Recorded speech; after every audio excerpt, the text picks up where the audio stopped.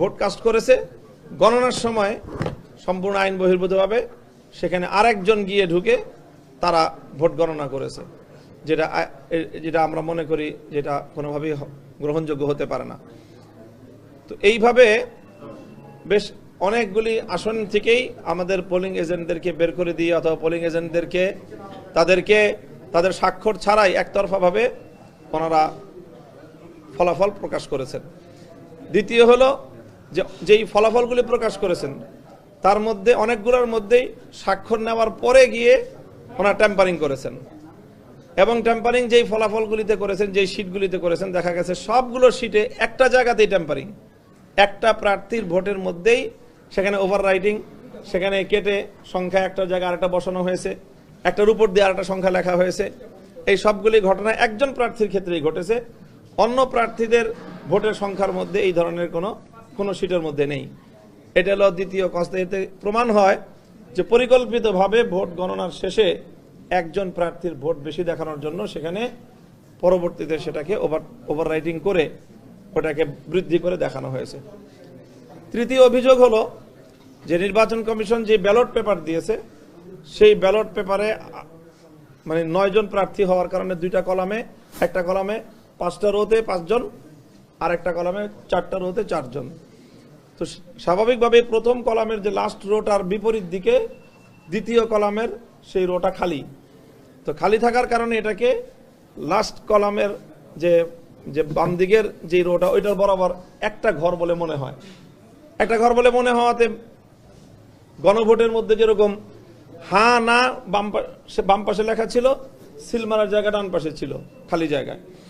তো ঠিক ওরকম একইভাবে যদি কেউ চিন্তা করে থাকে গণভোটের মতো করে যে বাম পাশে প্রার্থী এবং প্রতীক, ডান পাশে তার খালি ঘর, সেখানে তাকে সিল মারতে হবে, তো সেইভাবে সিল মেরেছে প্রচুর ভোটার। এটা আমাদের কাছে প্রুফ আছে যে অনেক ভোটার সেখানে সিল দিয়েছে, এবং প্রতিটা ভোট কেন্দ্রে এই পরিমাণ ভোট এই কারণে বাতিল হয়েছে যেটার সংখ্যা আমাদের সাথে যদি যুক্ত করা হয় তো আমরা অনেক ব্যবধানে আমরা এখানে বেশি ভোট পাই। তো আমাদের কাছে এটা প্রমাণ রয়েছে যে নির্বাচন কমিশনের পক্ষ থেকে অন্য আসনে, যেরকম ঢাকা 8 আসনের ব্যাপারে একই সেম কেসটা হয়েছে মির্জা আব্বাস সাহেবের ক্ষেত্রে ধানের শীষের প্রতীকে, যে সেখানে তার ফার্স্ট কলামের লাস্ট রোতে মির্জা আব্বাস এবং সাহেবের নাম এবং ধানের শীষ, আর বিপরীত দিকে দ্বিতীয় কলামের লাস্ট রোটা খালি। তো সেখানে যেই সিলগুলি পড়েছে সেই সিলগুলোকে ধানের শীষের এই ভোট বলে গণ্য করার মর্মে নির্বাচন কমিশনের সিদ্ধান্ত আছে বলে আফরোজা আব্বাস সাহেবা, যিনি বিএনপির নেত্রী, তার পক্ষ থেকে মিডিয়াতে স্পষ্ট ব্রিফিং আছে। তো এই সকল কারণে আমাদের আসনে ভোটের ব্যবধান হলো মাত্র 2320টি ভোট, আর আমাদের এই ভোট বাতিলকৃত ভোটের সংখ্যা আমার আসনে 4381। তো আমরা যেটা ধারণা করছি যে 4381-র মধ্যে মোর দেন 80% ভোট, এটা আমার সেই ধরনের ভোট যেই ভোটটা নির্বাচন কমিশন বিভ্রান্ত করেছে জনগণকে, এবং সেই জনগণকে বিভ্রান্ত করার দায় আমি মনে করি জনগণের কাঁধে না চাপিয়ে নির্বাচন কমিশনের নিজেদের কাঁধে এটা দায় নেওয়া উচিত। এবং এখানে যে নির্বাচন কমিশনের যে বিধি আছে সেই বিধিতে এটা আছে যে যদি কোথাও সিল পড়ে সেই সিলের কোন প্রার্থীকে ভোট দিতে চেয়েছে প্রার্থী এই ভোটার, সেই তার ইচ্ছাটা যদি শনাক্ত করা যায় যে সে এই প্রার্থীকে ভোট দিতে চেয়েছে, তাহলে সেই ভোটটা সেই প্রার্থীর ঘরে কাউন্ট হওয়ার কথা।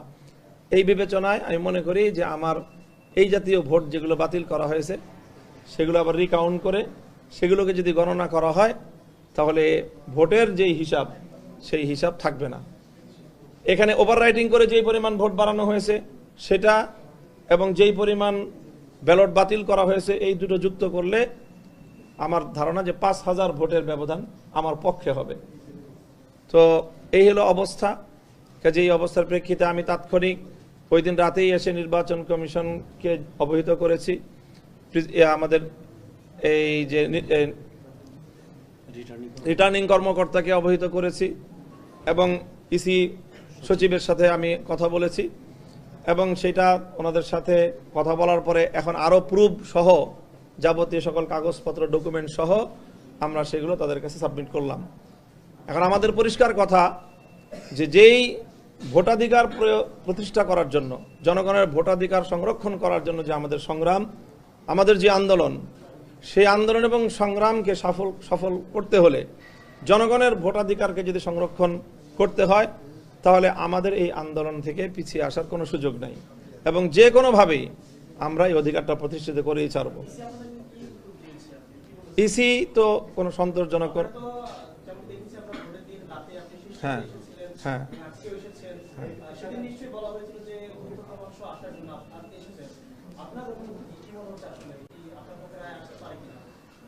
এখানে এখন রায় আসতে পারে কিনা, এখন তো এই মুহূর্তে আমরা চিঠি দিলাম, দেওয়ার পরে ওনাদের গেজেট প্রকাশ হয়েছে, তাহলে ইসি আপনাদেরকে এখন পর্যন্ত কি উত্তর দিয়েছে এবং আপনাদের 11 দলীয় জোট জামাত সেখানে সার্বিকভাবে মেনে নিয়ে তারা সংসদ সদস্য পাঠাবে, এই দুটো বিষয়ে একটু ক্লিয়ার করুন। 11 দলের জোট এবং ইসি গেজেট প্রকাশ করে ইসির চিন্তাটা একটু বলুন।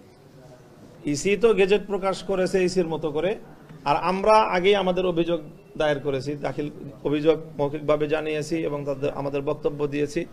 এখন আমাদের এই সকল প্রুফগুলো সংগ্রহ করতে একটু সময় লেগেছে। এর মধ্যে ইন দ্য মিন টাইম তারা গেজেট প্রকাশ করে দিল এবং গেজেট প্রকাশ দেওয়া করার ক্ষেত্রেও আমার কাছে মনে হলো যে এক ধরনের তারা এখানে মানে কিছুটা রহস্য রেখেছে।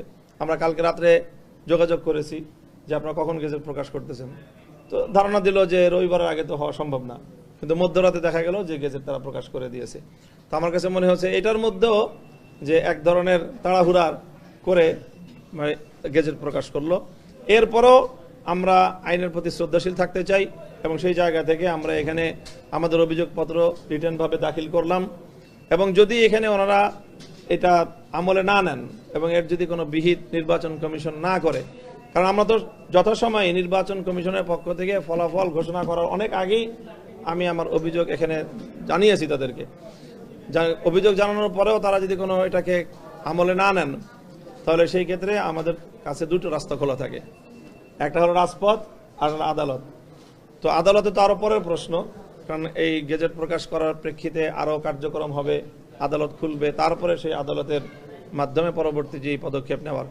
আদালত বন্ধ থাকা অবস্থায় নির্বাচন করে সবকিছু করে গেজেট প্রকাশ করে এখন ওনারা আমাদের জন্য রাস্তা যদি বন্ধ করে দিতে চায়, তাহলে আমাদের কাছে রাজপথ ছাড়া বিকল্প কোনো পথ থাকবে না এবং হয়তো সেক্ষেত্রে আমাদেরকে বাধ্য হয়েই মাঠে নামতে হতে পারে।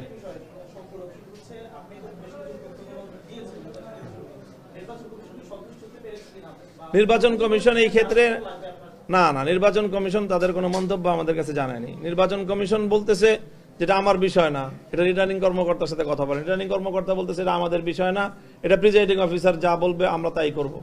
অর্থাৎ কেউ দায়িত্ব নিচ্ছে না, নির্বাচন কমিশনও দায়িত্ব নিচ্ছে না, রিটার্নিং কর্মকর্তাও দায়িত্ব নিচ্ছে না, তারা চাপায়া দিচ্ছে প্রিজাইডিং অফিসারের উপর। আর প্রিজাইডিং অফিসার কি করেছে? প্রিজাইডিং অফিসার করেছে আমার এজেন্টদেরকে বের করে দিয়ে উনি ওভার রাইটিং করে ওনারা ফলাফল ওনাদের মধ্যে করে প্রকাশ করে দিলেন। এরকম বেশ কয়েকটি অভিযোগ আছে। এখন 11 দল অর্থাৎ জামাত, আমির বা 11 দল জোটের কি চিন্তা?